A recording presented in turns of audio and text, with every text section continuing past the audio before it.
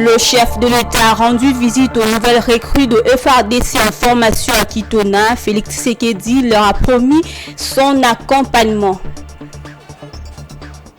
Madame, Messieurs, bonsoir et bienvenue dans ce journal. Le président de la République, Félix Tshisekedi, est arrivé à Kitona, dans la ville côtière de Mwanda, au Congo central, où il a visité les nouvelles recrues de FARDC et de la police. À ces jeunes recrues, le chef de l'État a promis son accompagnement et les a aussi rappelé leur mission principale, c'est de défendre la patrie et sa population. Profitant de son séjour dans la province du Congo central, le président de la République, Félix-Antoine Tshisekedi Tshilombo, a visité ce jeudi 8 décembre 2022 près de 10 200 nouvelles recrues aux forces armées de la République démocratique du Congo en formation à la base militaire de Kitona située dans la ville côtière de Mwanda. Dans son mot de bienvenue, le commandant de la base militaire de Kitona a remercié le chef de l'État pour la marque de considération placée en ces nouvelles recrues. En sa qualité du commandant suprême des forces armées de la République et de la police nationale congolaise, Félix-Antoine Tshisekedi Tshilombo a, dans sa prise de parole, rassuré ses hommes en uniforme de son soutien sans faille dans l'accomplissement de leur devoir patriotique de défense de l'intégrité territoriale. Pour sa part, Guy Bandou, gouverneur de la province du Congo central, a fait savoir que la visite du président de la République à la base militaire de Kitona est un signal fort pour toute la nation. Il a dit que c'est un signal fort que le président Félix Tshisekedi a voulu donner en venant personnellement encourager les nouvelles recrues à la base militaire de Kitona qui ont répondu favorablement à son appel du 3 novembre dernier de s'adhérer à l'armée. Il convient de signaler que le président de la République a sanctionné sa journée par la visite des installations de la base militaire de Kitona pour s'enquérir de la situation de ses hommes en uniforme. Préliminaire de la MONUSCO et du Bureau conjoint des Nations Unies et des droits de l'homme confirme que les terroristes du M23 ont tué au moins 131 civils à Kishiché dans le territoire de Rutshuru. Cette enquête vient éclabousser les terroristes qui se battent pour nier leurs faits. Patrick Ilunga. Selon cette enquête, au total 131 personnes ont été exécutées. Parmi ces victimes, il y a eu 17 femmes et 12 enfants massacrés par les terroristes. Cette enquête vient corroborer les informations déjà publiées par le gouvernement congolais, quoique les deux sources ne donnent pas le même nombre de morts. Selon l'exécutif national congolais, les terroristes du M23 ont exécuté 272 personnes. La MONUSCO et le Bureau conjoint des Nations Unies pour le droit de l'homme précisent que 60 autres personnes ont été enlevées et au moins 22 femmes et 5 filles ont été violées, plusieurs maisons ont été pillées et brûlées.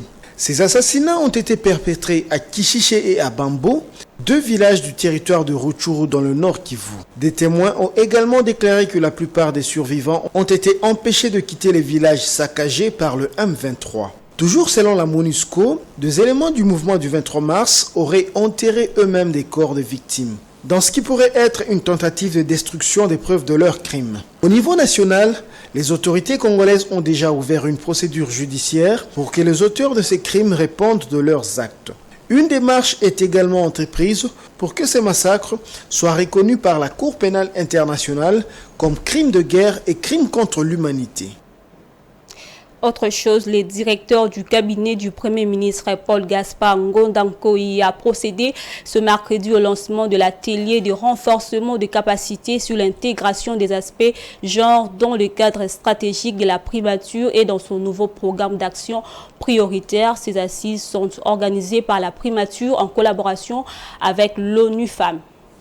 Cet atelier de 3 jours est un moment important offert aux participants venus de l'administration de la primature et du cabinet du Premier ministre d'échanger et de réfléchir sur les voies et moyens pouvant permettre la prise en compte des aspects genre dans la mise en œuvre du cadre stratégique du plan d'action de la primature. Pour le directeur de cabinet du chef du gouvernement, les résultats du présent atelier témoigneront de l'engagement de la primature à renforcer la coopération avec l'ONU Femmes. Les résultats du présent atelier témoigneront de l'engagement de la primature à renforcer la coopération avec l'ONU Femmes, avec qui nous souhaitons partager des relations historiques et autres entretenues.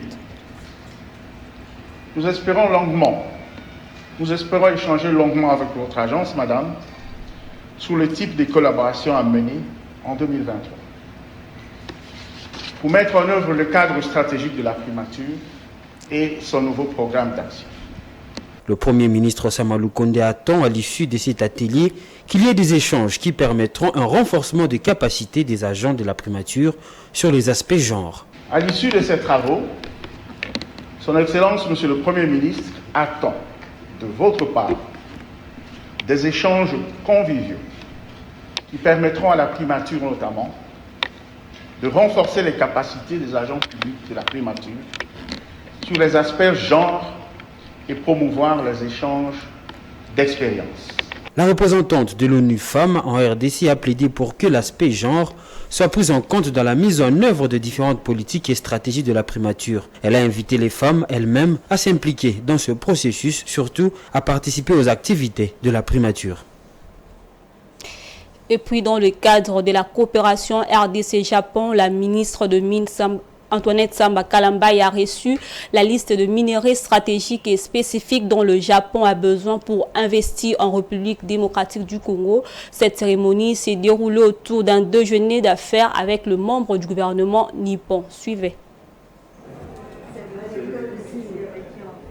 Une rencontre autour d'un déjeuner ce mercredi 7 décembre 2022 dans un restaurant japonais entre la délégation congolaise conduite par la ministre de Mines Antoinette Samba Kalambaye et les responsables de l'Agence des ressources naturelles et combustibles ainsi que ceux de JOGMEC, des structures qui sont sous tutelle du ministère japonais de l'économie, commerce et industrie, METI en sigle. Après les mots de bienvenue du directeur général de l'Agence des ressources naturelles et combustibles, M. Yuki Sadamitsu, l'heure était aux échanges. Ce dernier n'y est pas allé par le dos de la cuillère. Il a présenté la liste de minéraux spécifiques dont le Japon a besoin pour investir en République démocratique du Congo. Il s'agit notamment du lithium, du manganèse, du nickel et du cobalt, étant donné que ces minéraux sont très propices dans la fabrication de batteries et véhicules électriques. Donc, en tant que grand constructeur de véhicules, le Japon voudrait s'approvisionner auprès de la RDC. Pour sa part, la patronne de mines a présenté les opportunités d'investissement en RDC qui détient la plus grande réserve mondiale de ces minéraux qui jouent un rôle incontournable dans la transition énergétique. Cela étant dans un esprit gagnant-gagnant. En croire Antoinette Samba Kalambaye, la RDC détient ces minéraux, mais elle a besoin aussi de l'expertise et de la technologie du Japon pour procéder à la transformation locale de ce dernier, en vue justement de constituer une chaîne de valeur. Pour conclure, Yuki Sadamitsu a rassuré la ministre congolaise de Mines que le Japon s'occupera aussi du volet social à travers la construction des hôpitaux, des écoles et des routes afin de booster le développement communautaire. Ici, il est signifié que la délégation congolaise qui avait à sa tête la ministre de Mines Antoinette Samba Kalambaye était constituée de la conseillère principale du chef de l'État Félix-Antoine Tshisekedi Tshilombo et coordinatrice de la Task Force Japon Madame Kelly Lunda Mawaya, du secrétaire général aux Mines Jacques Ramazani et du chargé d'affaires à l'ambassade de la RDC au Japon SP Martin Kapongo et du consultant à l'ambassade de la RDC au Japon professeur Lukumwena Nsenda. Prenant cette information en bref, le ministère public a requis 3 ans de servitude pénale contre Vidi Eti Manga, ancien conseiller du chef de l'État, sur les questions stratégiques. La cause étant prise en délibéré, le jugement du tribunal est attendu dans 10 jours. Vidi Eti Manga est poursuivi pour trafic d'influence, corruption et offense au chef de l'État suite à une vidéo le montrant visiblement en train de négocier des revenus auprès de prétendus investisseurs en leur promettant son implication pour l'obtention du marché. Les avocats de l'ancien conseiller du chef de l'État estiment que le fait reproché à leurs clients ont été commis à l'étranger, raison pour laquelle ils avaient évoqué l'incompétence territoriale du tribunal. Autre chose, s'est ouvert ce mercredi un atelier sur la stratégie de renforcement de la décentralisation financière en République démocratique du Congo dans la province du Haut-Katanga. C'est le ministre d'État en charge du budget et son collègue des finances qui ont lancé les travaux en présence des autorités de la province. La stratégie de renforcement de la décentralisation financière en République démocratique du Congo, tel est le thème de l'atelier de validation organisé par le ministère national de Finances. La cérémonie d'ouverture de ces assises a été présidée par le ministre national de Finances Nicolas Kazadi et du budget Aimé Boji ce mercredi 7 décembre 2022 au chapiteau du Pullman Grand Caravia. C'était en présence du vice-gouverneur de province, Jean-Claude Kanfoua-Kimimba. Le ministre du Budget a expliqué le bien fondé de cet atelier axé sur le renforcement de capacités dans le domaine de la décentralisation pour le développement des entités décentralisées. D'un côté, la nécessité de bâtir un système de gestion des finances publiques efficace en province et dans les entités territoriales décentralisées, et de l'autre part, celle d'adapter l'accompagnement des provinces et des entités territoriales décentralisées aux impératifs du développement durable au niveau international. Pour sa part, le ministre national des Finances, Nicolas Kazadi, a félicité le chef de l'État, Félix-Antoine Tshisekedi Tshilombo, pour avoir initié les réformes dans les secteurs des entités décentralisées pour le développement local. Nicolas Kazadi a en outre interpellé les participants à capitaliser cette session de formation. Je souhaite de tous mes vœux que l'accompagnement de nos partenaires se poursuive et qu'ils profitent de l'excellente coordination des politiques entre le ministère du Budget, le ministère des Finances et la Banque centrale du Congo notamment, afin que nous puissions éviter au maximum le gaspillage des ressources et les chevauchements d'initiatives. Juste après, le délégué de toutes les 26 provinces qui comptent la RDC ont signé un protocole d'accord avec le gouvernement central, représenté par les 2 ministres nationaux dans le cadre d'un dialogue permanent pour l'applicabilité de la décentralisation. Notons que cet atelier ferme ses portes ce jeudi 8 décembre 2022. Bien avant, Nicolas Kazadi et Aimé Boji étaient accueillis à l'aéroport international de la Luano en provenance de Kinshasa par le vice-gouverneur du Haut-Katanga, Jean-Claude Kanfoua-Kimimba. Et puis en sport, en réaction de la décision du président du comité de gestion de la Linafoot, Bosco Mwewu, d'avoir demandé aux clubs engagés au championnat national de se prendre en charge pour leur déplacement, l'association de dirigeants du football congolais n'accepte pas la dite décision. Blaise Kouzola. 24 heures auront suffi à l'association des dirigeants de clubs de football du Congo, ADFCO, pour réagir aux propos du président de la commission de gestion de la Ligue nationale de football. Dans sa dernière annonce, Bosco Mwewu a invité chaque club de se prendre en charge pour son déplacement si jamais le gouvernement ne disponibilisait pas les moyens. Très touché par ces propos, l'ADFCO a urgemment organisé un échange téléphonique avec ses membres en vue de trouver une solution palliative. Après échange intermembre de cette structure, il a été décidé qu'aucun club n'effectuera les déplacements par son financement propre dans ces championnats à partir de ce jour. Plus loin encore, le secrétaire de cette structure, Guy Mafuta Kabongo, s'insurge contre la Linafoot en postant « Financez directement le club et vous aurez les résultats ». Tout le reste n'est que conjecture et philosophie. Cette décision de la Linafoot ternit l'image de notre foot et transpire le manque d'organisation et de planification. La guerre fratricide semble être déclenchée entre l'organisatrice qui est la Linafoot ainsi que ses sociétaires qui sont le club. Mais pour quelle finalité? Wait and see. Madame, Messieurs, maintenant la page internationale.